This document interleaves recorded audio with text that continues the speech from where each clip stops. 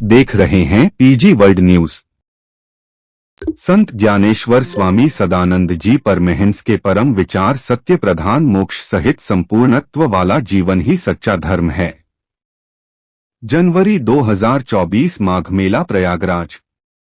Plot 36 sector 2 में स्थित सदानंद तत्वज्ञान परिषद के पंडाल में महात्मा अनिरुद्ध जी ने सत्संग सुनाते हुए कहा कि कोई भी पंथ या संप्रदाय तथा अनेक मत मतांतर धर्म का नाम नहीं है।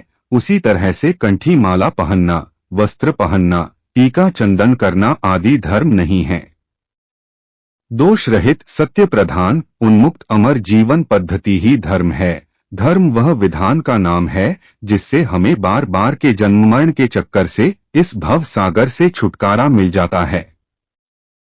मनुष्य का शरीर इस सृष्टि में परमेश्वर का दिया हुआ सबसे श्रेष्ठ सबसे सर्वोत्तम शरीर है। मनुष्य जीवन का एकमेव एक लक्ष्य परमेश्वर को प्राप्त करके अपने जीवन को मुक्ति अमरता से युक्त भगवत भाव प्रधान वाला बनाए रहना है। धर्म और मोक्ष के बीच का जीवन एक सर्वोच्च और संपूर्णत्व वाला जीवन है। भगवत चरण शरण वाला जीवन है। ऐसे जीवन का रखरखाव और मालिकान स्वयं परमेश्वर खुदा गौर भगवान के पास रहता है।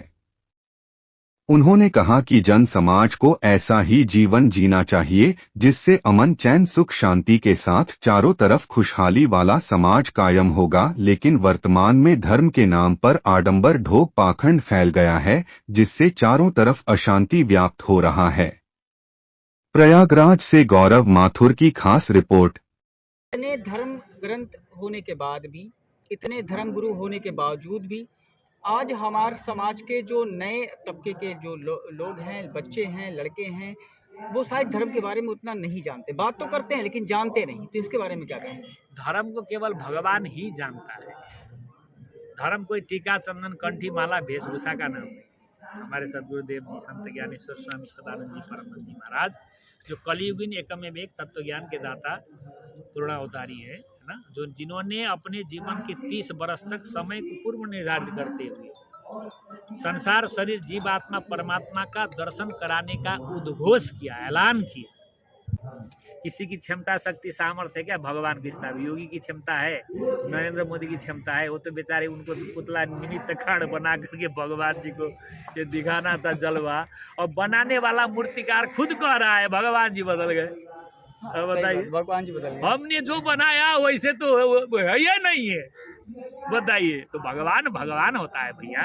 भगवान के हम लोग मोहरे हैं। पीढ़ी के बारे में क्या मैसेज देना चाहिए? देखिए, नई पीढ़ी को भगवान सदानंद जी द्वारा प्रतिपादित विद्या तत्व पद्धति को सारा संसार में सरकार को भी चाहिए नई पीढ़ी को एक ऐसा बनावे, महापुरुष सत्पुरुष बनावे, विद्या तत्व पद्धति लागू करें, है ना। प्राचीनतम विद्या तत्व पद्धति जो भगवदीय विधान पर आधारित है उसको लागू करके पहले अपने अस्तित्व का परिचय करावे।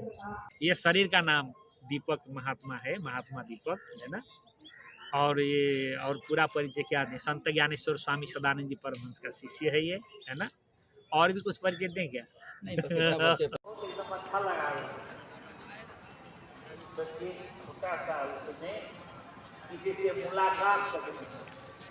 अकेले अपने को कमरे में बंद करके दीजिए तो कीड़ा काटने लगे अकेले रह सकता है क्या कोई?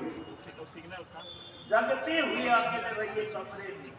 मैं लास्ट में क्या गया, ये आप लोग तय कर लीजिए कि आज जो है जगह सुबह आप अकेले ज्ञान देने के बाद मिलना भी नहीं है, जाना भी नहीं। एक कर पाओगे आप लोग? नहीं बचा क्योंकि आज तो लग चुका है। सर, अभी अंतर गुरु जी से जैसे अभी ग्रंथ रचना किया गया और प्रचार हो गया। अब का जो अवतार है वो क्या है, अभी प्रचार नहीं हुआ, प्रचार हो रहा है धीरे धीरे। राम जी का कृष्ण जी का प्रचार तो कलयुग में हुआ। जब रामायण में वही आता है प्रमाण, आपका तुलसीदास जी लिखते हैं कि राम त्रेता युग में विष्णु जी का विष्णु महायज्ञ हुआ। जब विष्णु जी थे कोई नहीं पहचान पाए। फिर विष्णु जी जाने के बाद त्रेता युग में विष्णु महायज्ञ करने लगे। फिर राम जी आए। राम जी जब थे कोई पहचान नहीं पाए। द्वापर युग में राम जी की पूजा हुआ। फिर द्वापर में कृष्ण जी आए। द्वापर में उनका कोई पहचान नहीं कर पाए। फिर कलयुग में उसका प्रचार हुआ, पूजा पाठ हुआ। ऐसा ही हर युग में ऐसा ही हुआ है।